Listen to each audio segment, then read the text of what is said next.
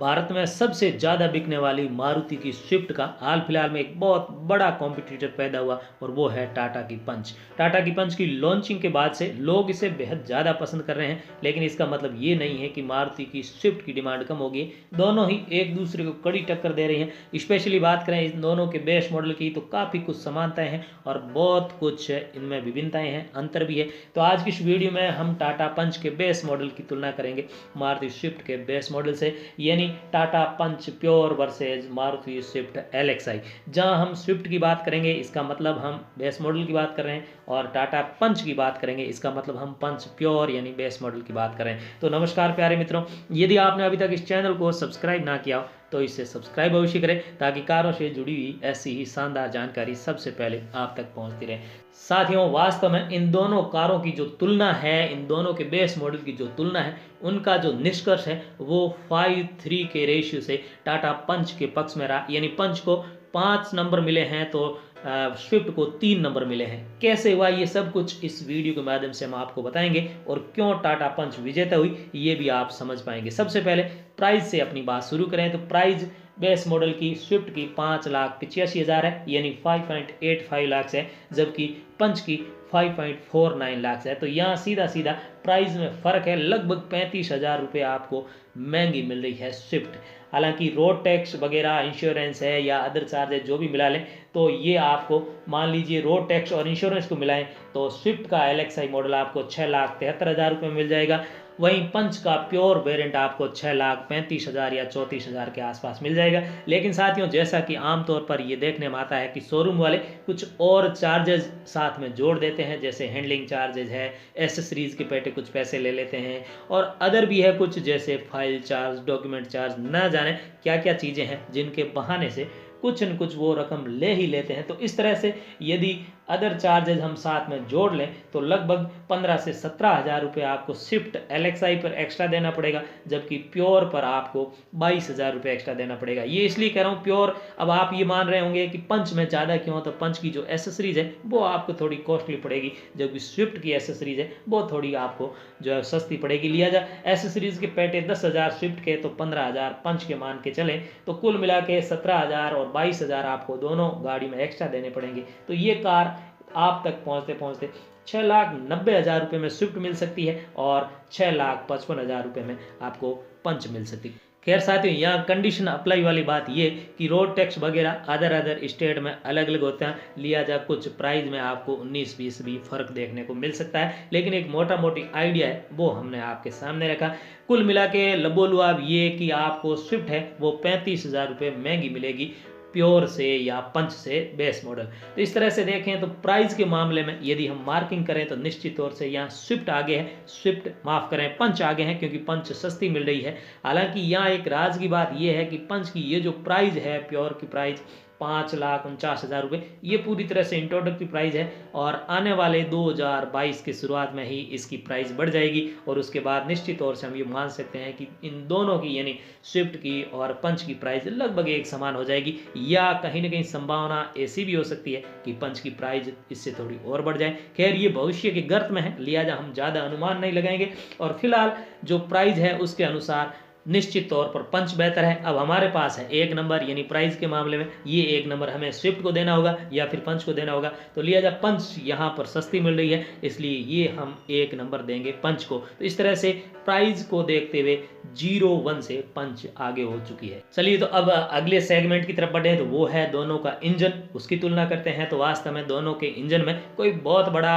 रात दिन का या आसमान धरती का फर्क नहीं है, लेकिन काफ़ी फर्क है, हम ये मान सकते हैं। दोनों में 1.2 लीटर का इंजन मिलता है, लेकिन स्विफ्ट में 1.2 लीटर के सीरीज वाला ड्यूल जेट इंजन मिलता है जो 1197 सीसी का है, जबकि टाटा में 1.2 लीटर का रिवोट्रॉन पेट्रोल इंजन मिलता है जो 1199 सीसी का है। और पावर की बात करें तो स्विफ्ट का इंजन थोड़ा ज़्यादा पावरफुल है, 88 bhp का पावर जनरेट करता है 6,000 आरपीएम पर, जबकि पंच का इंजन है वो 84 bhp का पावर जनरेट करता है 6,000 आरपीएम पर। तो एक ही समान आरपीएम पर थोड़ा बहुत फर्क है, और पंच की बजाय स्विफ्ट का इंजन मामूली सा ज़्यादा पावरफुल है। और इसके पीछे का जो कारण है वो ये है कि स्विफ्ट में आपको 4 सिलेंडर इंजन मिलेगा, ज़्यादा रिफाइंड है, जबकि 3 सिलेंडर इंजन पंच इस मामले में थोड़ा पीछे रह जाता है। और यदि टॉर्क की बात करें तो दोनों में लगभग एक समान टॉर्क 113 Nm का टॉर्क दोनों में मिल जाता है, लेकिन स्विफ्ट का इंजन ये 113 Nm का टॉर्क 4400 RPM पर जनरेट करता है, जबकि टाटा पंच का जो इंजन है वो 113 Nm का टॉर्क 3400 RPM पर जनरेट करता है। तो बड़ा फर्क क्या है? बड़ा फर्क ये है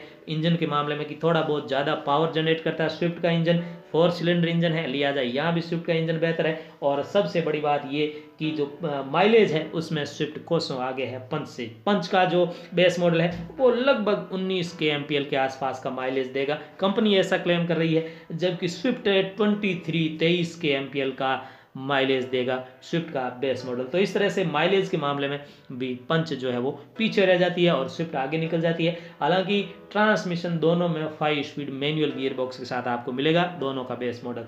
तो इस तरह से साथियों इंजन के मामले में हमने देखा कि जो पंच है वो थोड़ी पिछड़ रही है स्विफ्ट की तुलना में, और हमारे पास हमेशा की तरह एक ही नंबर है, दोनों में से किसी एक को मिलेगा, तो लिहाजा हमें ये एक नंबर इंजन का जो एक नंबर है वो स्विफ्ट को देना होगा। तो इस तरह से प्राइस और इंजन दोनों चीज़ों को देखने के बाद दोनों ही गाड़ियां एक एक की बराबरी पर आ चुकी है। तो साथियों इतनी तुलना के बाद क्या आपको लगता है कि ये जो मार्किंग है ये गलत हुई है, बल्कि आपको इंजन के मामले में भी पंच के साथ जाना होगा या प्राइस के मामले में भी स्विफ्ट के साथ जाना होगा? यदि आप हमसे भिन्न मत रख रहे हैं तो निश्चित तौर से कमेंट में जरूर लिखें, ताकि हमें समझ में आए कि हम गलती कहाँ कर रहे हैं। साथियों इसके अलावा एक और जानकारी आपको ये दे दें कि जो इसकी टॉप स्पीड है वो स्विफ्ट LXi में 144 किलोमीटर प्रति आवर की है, जबकि टाटा पंच में 150 किलोमीटर प्रति आवर की है, लगभग एक समान टॉप स्पीड इसकी है। खैर साथियों तुलना का अगला जो पार्ट है वो है इसके सस्पेंशन और टायर, दोनों को मिला करके एक नंबर और देंगे। तो कौन सी बेहतर है ये देखें। सबसे पहले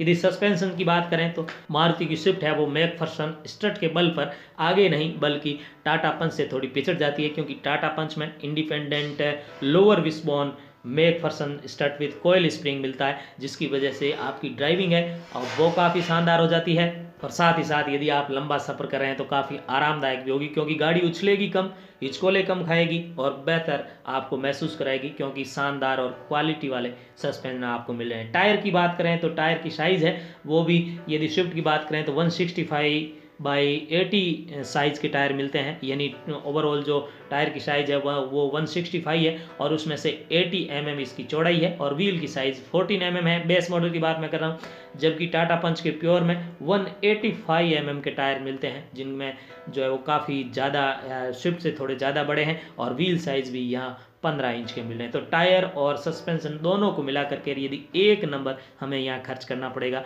तो निश्चित तौर से ये भी पंच की तरफ जाएगा। तो इस तरह से प्राइस, इंजन और टायर या फिर व्हील या फिर सस्पेंशन को मिला करके यदि ओवरऑल मार्किंग करें तो यहाँ पर 1-2 से पंच है वो फिर से आगे हो चुकी है। तो 3 तरह की चर्चाएं हमने कर ली, प्राइस की, इंजन की और साथ ही साथ व्हील की या फिर टायर और सस्पेंशन की। अब अगली जो तुलना करेंगे वो है इसके डायमेंशन की, यानी लंबाई चौड़ाई में कौन सी कार बेहतर है। तो सबसे पहले लंबाई की बात करें तो स्विफ्ट की लंबाई 3845 mm है, जबकि पंच की लंबाई 3827 mm है।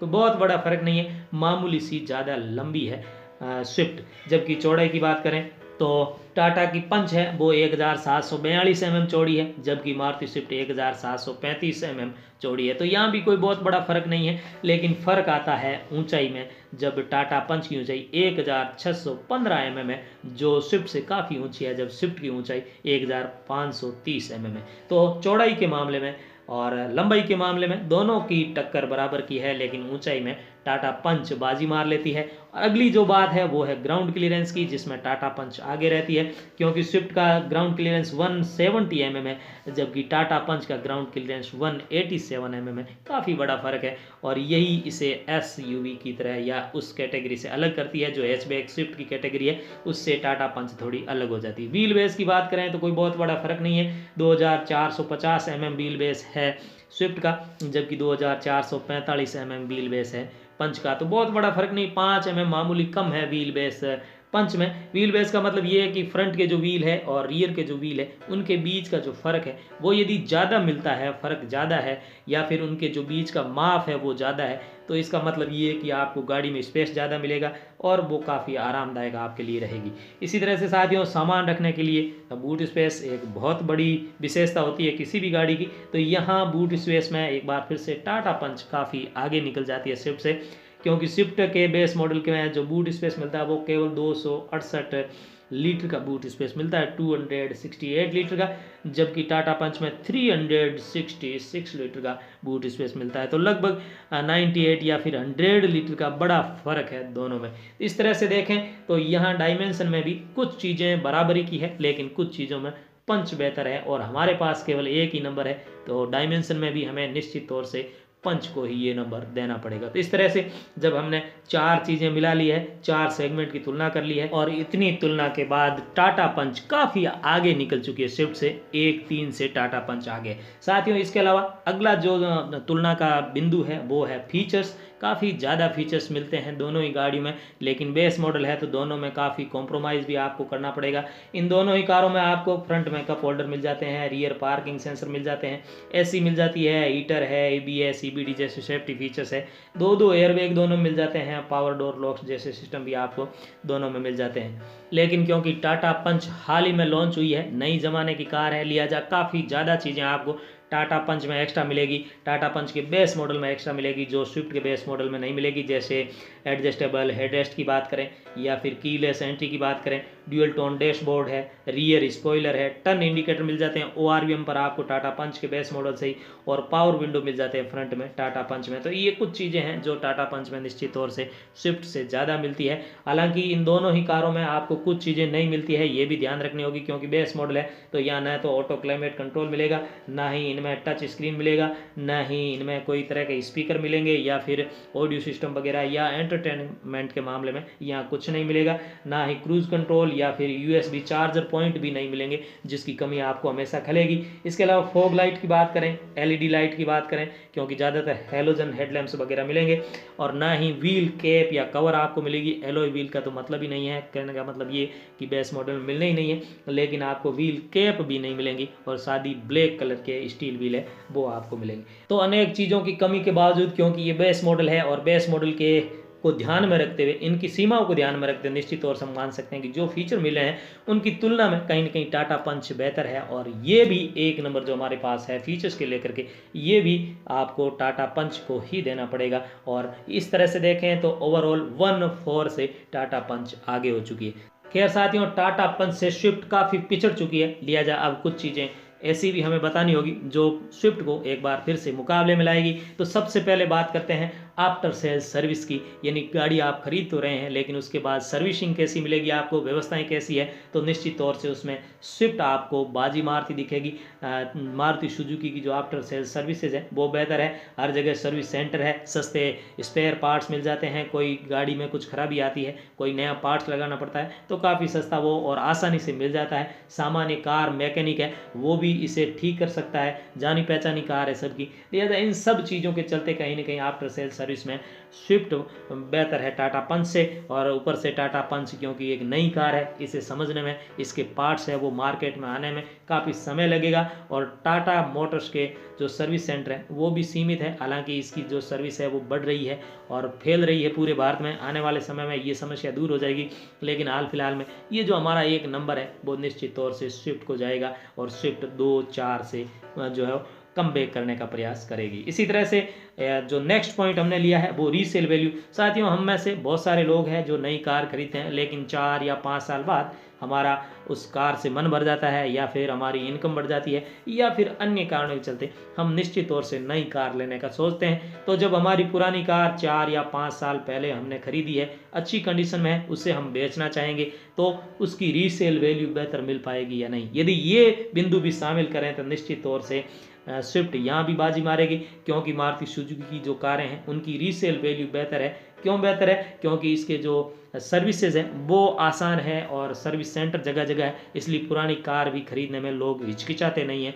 और स्पेशली यदि स्विफ्ट की बात करें तो इसकी रीसेल वैल्यू तो सबसे बेहतर है और हर जगह हर वक्त सेकंड हैंड स्विफ्ट बिकती रहती है। तो यदि इस बात को भी शामिल करें, स्विफ्ट आसानी से बिक जाती है और अच्छी रीसेल वैल्यू मिल जाती है। तो रीसेल वैल्यू का जो एक नंबर है ये भी हमें निश्चित तौर से स्विफ्ट को देना पड़ेगा। और इस तरह से स्विफ्ट एक बार फिर से मुकाबले में आ चुकी है 3-4 से। खैर साथियों, वीडियो के अंतिम भाग में आ चुके हैं, तो जाते जाते एक और तुलना करेंगे और वो है सेफ्टी को लेकर के। तो आप जानते हैं सेफ्टी के मामले में जो है वो टाटा पंच काफ़ी बेहतर है। टाटा पंच को जो ग्लोबल NCAP क्रैश टेस्ट हुआ है उससे 5 स्टार मिले हैं 5 में से, और वो भी शानदार। आज तक की भारत की जितनी भी कारें हैं उनमें सबसे ज़्यादा नंबर टाटा पंच को मिले। हालांकि पिछले कुछ दिनों पहले ही जो महिंद्रा की XUV 700 है उसका क्रैश टेस्ट हुआ, उसे भी 5 स्टार मिले, और उसे नंबर या मार्किंग की बात करें तो टाटा पंच से थोड़ा बेहतर मिले हैं। और इसके अलावा बिल्ड क्वालिटी वगैरह भी निश्चित तौर से टाटा पंच की बेहतर मान रहे हैं लोग। तो इस तरह से सेफ्टी के मामले में जो हमारे पास एक नंबर है वो निश्चित तौर से टाटा पंच की तरफ जाएगा, और पंच एक बार फिर से मारुति की स्विफ्ट से काफ़ी आगे। तो इस तरह से ओवरऑल 5-3 से निश्चित तौर से टाटा पंच विजयी रही है। हमारे मूल्यांकन में आपको क्या लगता है, कमेंट करके राय अवश्य दें। साथ ही हमने जो मार्किंग की है उसमें पंच को जो 5 नंबर मिले हैं वो प्राइस में मिला है, सस्पेंशन में मिला है, डायमेंशन में मिला है, फीचर्स में मिला है और सेफ्टी में मिला है। ये सिर्फ और सिर्फ बेस मॉडल की मैं बात कर रहा हूँ। अदरवाइज कुछ जो वेरिएंट है वो ओवर प्राइस भी लोग मान रहे हैं, लेकिन बेस मॉडल में इस प्रकार की प्रॉब्लम नहीं है। जबकि स्विफ्ट के जो 3 नंबर हमें मिले हैं वो है एक तो इंजन या फिर माइलेज का, दूसरा इसकी आफ्टर सेल सर्विस का, और तीसरा इसकी रीसेल वैल्यू का। तो इस तरह से इन चीज़ों को ध्यान में रखते हुए आपकी मनपसंद कार अवश्य खरीदनी चाहिए। आशा करेंगे ये वीडियो आपको पसंद आया होगा। इस चैनल को सब्सक्राइब अवश्य करें। आप सबके उत्तम स्वास्थ्य की कामना करते हुए इस वीडियो को समाप्त करते हैं। धन्यवाद।